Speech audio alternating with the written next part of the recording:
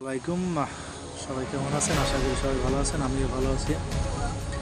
তো একটা ঘটনা আপনাদের সাথে শেয়ার করি। একবার মুসা নবীর আমলে আল্লাহর এক বান্দা, সে এমন কোনো অপকর্ম নাই যে করে নাই। মানে পৃথিবীতে যত খারাপ কাজ ছিল সমস্ত খারাপ কাজই সে করছে। তো গ্রামের মানুষ সবাই সালিশি ব্যবস্থা করে তার গ্রাম থেকে বের করে দিয়েছে, মানে বনবাসে বাড়াই দিয়েছে, যাও তুমি জঙ্গলে চলে যাও। তো সে চলিয়ে গেছে। যখন সে জঙ্গলে গেছে তখন তার নিজের খুব খারাপ লাগছে, একাকিত্ব মনে হয়েছে। বামে তাকে কাউরে দেখে না, ডানে তাকে কাউরে দেখে না, মানে কোনো জায়গায় সে কাউরে দেখতে আসে না। তো অবস্থা হয়েছে। তো রাত্রিবেলা মুসা নবীর কাছে আল্লাহ তাআলা ওহী পাঠাইছে যে ওই জঙ্গলে আমার এক বন্ধু আছে, তোমরা যাও, যাই জানাজা পড়ো এবং সবাইকে বলে দাও তোমার উম্মতেরে যে আমার ওই বন্ধুর যে জানাজা পড়বে আল্লাহ তাআলা তারে মাফ করে দেবে।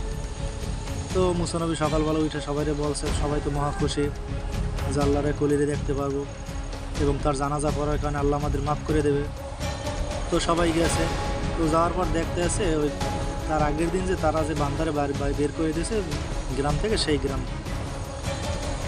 তো মুসা নবীর আমলের যে যারা তার উম্মত ছিল তারা সবাইবার চোখে দেখা বিশ্বাস ছিল, মানে তারা নগদে ফলাফল চায়। তো বলে যে মুসা নবী, তুমি এরা কী করতেছো আমাদের সাথে? তুমি কি আমার সাথে কী করো? পরে কালকে বাইর করে দিলাম, এত খারাপ কাজ করছে এর জন্য, এবং এমন কোনো খারাপ কাজ নাই যে করে নাই, আর তুমি বলতে আসো ও আল্লাহর ওলি। তখন আল্লাহর কাছে মুসা নবী বলছে, তো আল্লাহ তার জবাব দিছে যে যখন তোমরা ওরা বের করে দিয়েছো, তো যখন ও জঙ্গলে আসছে তখন বামে ডানে কাউরে না পাওয়ার পর ও আসমানের দিকে তাকাই এমন করুণ সুরে এমন বিনীতভাবে আমার কাছে মাপ চাইছে, আমি আল্লাহ মাফ করে দিয়েছি। এবং ওর মাপসাটা আমার কাছে এত ভালো লাগছে, ও তখন শুধু নিজের জন্য মাপ চাইছে। আমার ওই বান্দা যদি তখন সারা পৃথিবীর মানুষের জন্য মাপ চাইতে, আমি আল্লাহ সারা পৃথিবীর মানুষকে মাফ করে দিতাম।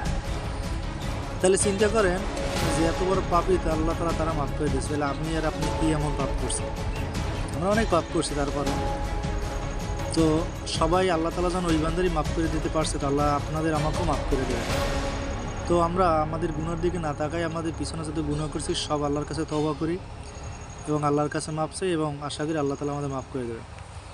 সবাই ভালো থাকবেন। ভিডিওটি কেমন লাগলো সবাই জানাবেন। ধন্যবাদ। আসসালামু আলাইকুম।